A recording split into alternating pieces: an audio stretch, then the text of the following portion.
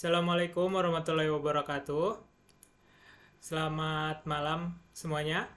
Kami dari kelompok 4 akan mempresentasikan hasil analisis bisnis teknologi kami dengan studi kasus Duolingo. Presentasi ini akan membahas bagaimana Duolingo memvalidasi pasar mereka serta strategi yang mereka gunakan untuk tetap relevan dan berkembang dalam industri pembelajaran bahasa digital. Next.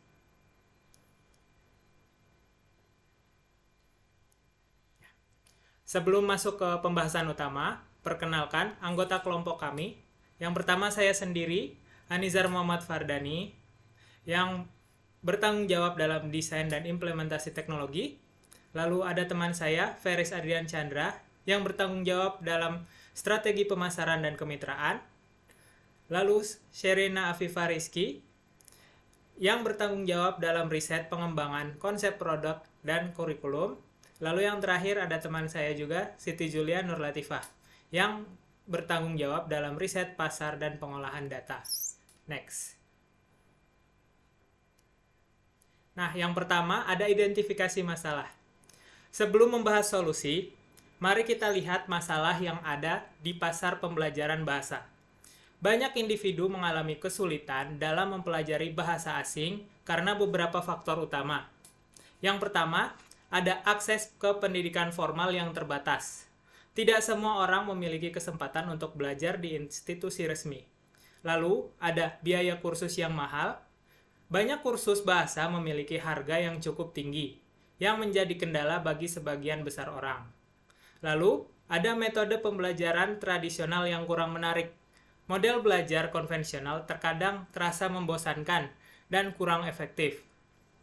Menurut Duolingo Language Report tahun 2023, lebih dari 60% pelajar lebih memilih metode belajar yang fleksibel dan berbasis teknologi dibandingkan dengan kelas konvensional. Selain itu, dengan meningkatnya penggunaan smartphone dan internet, aplikasi pembelajaran berbasis digital semakin diminati oleh masyarakat global. Dari sini kita bisa melihat adanya kebutuhan akan solusi yang lebih inovatif dan dapat diakses oleh lebih banyak orang. Next. Nah, sebagai solusi atas permasalahan yang tadi, Duolingo hadir sebagai aplikasi pembelajaran berbahasa berbasis teknologi yang mengadopsi metode gamifikasi. Tujuan utamanya adalah untuk meningkatkan keterlibatan pengguna dalam proses belajar bahasa. Apa saja fitur-fitur utama dari Duolingo? Yang pertama, ada kursus bahasa gratis dengan sistem pembelajaran yang interaktif. Kedua, teknologi AI yang menyesuaikan materi dengan perkembangan pengguna. Lalu yang ketiga, sistem gamifikasi seperti poin, streak, dan level untuk meningkatkan motivasi belajar. Dengan pendekatan ini, Duolingo memberikan pengalaman belajar yang lebih menyenangkan, mudah diakses, dan sesuai dengan kebutuhan pengguna dari berbagai tingkat kemampuan. Selanjutnya akan dilanjutkan oleh teman saya, Feris, silakan. Bukti riset awal, primary research survei terhadap pengguna aplikasi pembelajaran bahasa menunjukkan bahwa mereka mencari metode yang lebih interaktif, dapat diakses kapan saja, dan memiliki sistem yang dapat menyesuaikan dengan kemampuan individu. Secondary research, laporan industri menunjukkan bahwa platform pembelajaran bahasa digital semakin populer. Beberapa laporan yang relevan adalah Duolingo Language Report tahun 2023 menunjukkan bahwa 70% pengguna lebih memilih belajar dengan metode gamifikasi karena lebih menarik dan meningkatkan retensi. Survei Statista 2024, pertumbuhan pengguna aplikasi pembelajaran bahasa meningkat hingga 20% per tahun, dengan mayoritas pengguna berasal dari kalangan profesional dan pelajar. Laporan Harvard Education Review 2023, pembelajaran berbasis AI dan gamifikasi meningkatkan efektivitas belajar bahasa asing hingga 60% dibandingkan metode tradisional. Global Digital Learning Trends 2024, lebih dari 50% pengguna smartphone menggunakan aplikasi pembelajaran dalam berbagai aspek termasuk bahasa.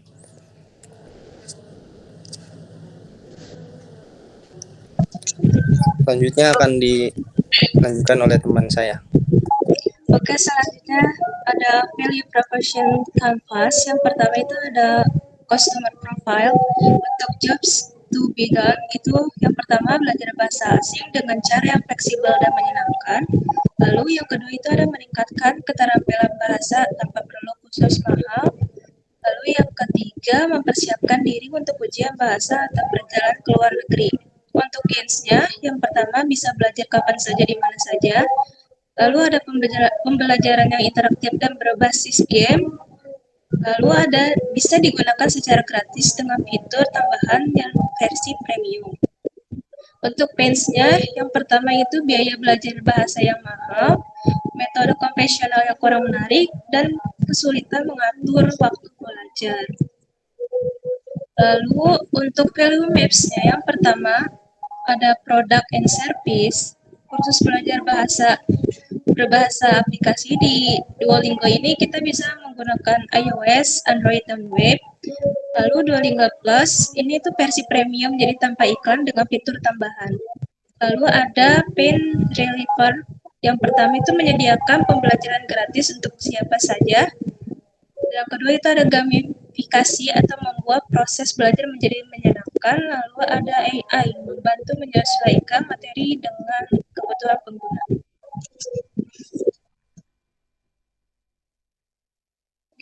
Selanjutnya akan dijelaskan oleh Siti Julia. Oke, buat selanjutnya itu ada analisis pesaing dari segi Porterfive Forces. Di sini ada trade of new entrants. Itu kualitasnya rendah karena Duolingo masih butuh investasi besar dalam dunia AI dan konten yang berkualitas. Lalu ada bargaining power of supplies. Tingkatnya itu sedang karena konten bahasanya masih bisa dibuat oleh banyak ahli bahasa. Lalu ada bargaining power of buyers. Di sini kualitasnya itu tinggi karena banyak pilihan aplikasi belajar bahasa yang lain. Lalu ada trade of substitutes itu tinggi karena banyak platform pembelajaran bahasa online seperti Babbel, Rosetta Stone, dan Memrise. Lalu dari industri rivalnya itu juga tinggi karena kompetisi ketat antara aplikasi pembelajaran bahasa. Lalu dari analisis SWOT itu yang dari strength atau kekuatannya itu ya karena gratis mungkin jadi masih banyak penggunanya. Lalu sistem gamifikasinya meningkatkan keterlibatan. Lalu ada basis pengguna yang besar yaitu lebih dari 500 juta unduhan. Lalu untuk weakness atau kelemahannya tidak menggantikan interaksi langsung dengan native speakers dan masih kurang fokus pada pembelajaran tata bahasa secara mendalam. Lalu opportunities atau peluangnya, pasar e-learning terus berkembang pesat dan bisa bekerja sama dengan lembaga pendidikan.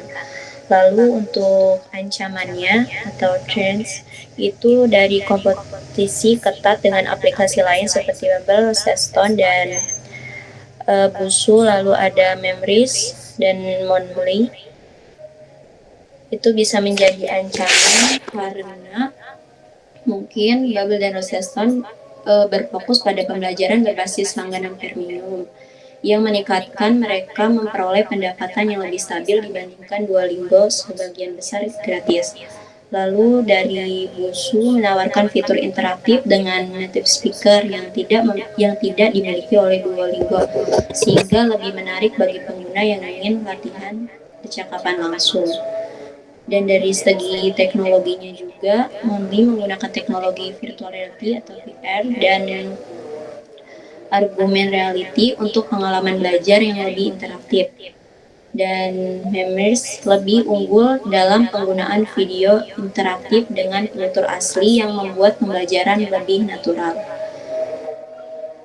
Dari segi pangsa pasarnya sendiri itu jika pesaing berhasil menarik lebih banyak pengguna melalui kampanye pemasaran yang lebih agresif, mungkin Duolingo akan sebagian besar kehilangan penggunanya.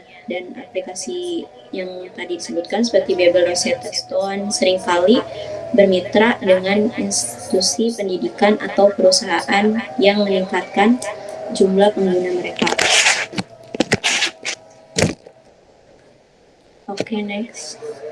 Nah, buat kesimpulannya, jadi Duolingo itu adalah contoh sukses bisnis berbasis teknologi yang mengubah cara orang belajar bahasa secara global berdasarkan berbagai riset pendekatan gamifikasi yang diterapkan untuk meningkatkan retensi pengguna hingga 55% lebih tinggi dibandingkan metode pembelajaran konvensional.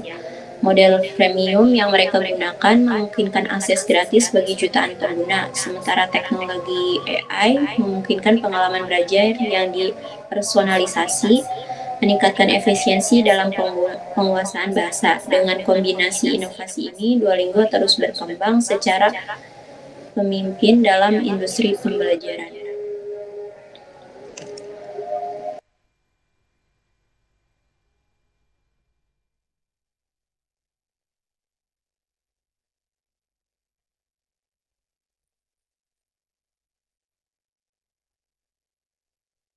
Ya, demikian presentasi dari kelompok kami, yaitu kelompok 4. Seperti yang teman saya jelaskan, dari hasil analisis kita dapat melihat bahwa Duolingo berhasil mengidentifikasi masalah utama dalam pembelajaran bahasa, lalu menawarkan solusi inovatif berbasis teknologi dengan gamifikasi dan AI. Hal ini membuat Duolingo menjadi salah satu aplikasi pembelajaran bahasa paling populer di dunia. Semoga apa yang saya dan teman-teman saya sampaikan hari ini dapat bermanfaat. Mungkin jika ada kurang dan salah, mohon maaf sebelumnya. Terima kasih atas perhatiannya. Wassalamualaikum warahmatullahi wabarakatuh.